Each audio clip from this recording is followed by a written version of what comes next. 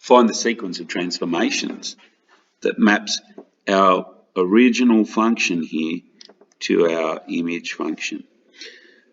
In this case, both of the right-hand sides aren't just written as a standard function, like a log of ax plus b or sine of ax plus b, or in this case, the standard function might be a hyperbola, 1 over ax plus b. It's not written in that standard way. So my first step will be to actually rearrange both functions so they're written as a standard function, in this case 1 over ax plus b, a standard hyperbola on the right-hand sides. So I'll do that now, and that way I'll be able to move on quite easily.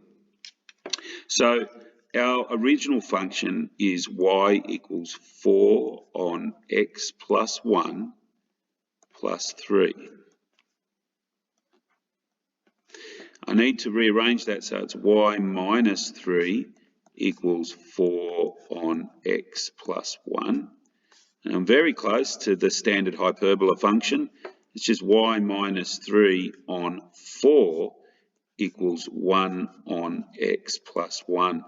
So now it's looking pretty standard on the right-hand side, and that's what I care about, the function of x. With my image function, y prime is 3 on x prime minus 4 plus 2. I rearrange, so I'll get y prime minus 2 equals 3 on x prime minus 4, and then I need to divide by 3 to get this standard hyperbola function, 1 on ax plus b, on the right-hand side for both of my equations. And now I'm set to see what happened. The left-hand sides, if I just grab a different colour here, the left-hand sides, this is what happened. Y minus 3 over 4 became y prime minus 2 over 3. So now I need to just rearrange and find out what y prime is equal to. Make y prime the subject. So 3y minus 3 over 4 equals y prime minus 2. So 3y minus 3 over 4 is equal... don't forget the plus 2. Plus 2 is equal to y prime. So there's a bit going on there. You could rearrange that if you wanted to make it easier to see what happened in terms of the transformations of y into y prime, or you could list more things that happened. So what I might do is I might actually expand that out and say I've got 3/4 of y, and then minus 3 times 3/4 minus 9 over 4 plus 2 equals y prime.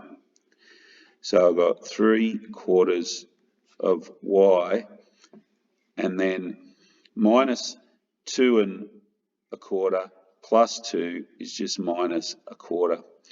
It would be an easier way to describe the mapping from y to y prime in that respect, because you can see that the y has been dilated and the factor is 3/4, and then translated, and it's down by 1/4 there. So that's what I'm going to use when I talk about the transformations vertically.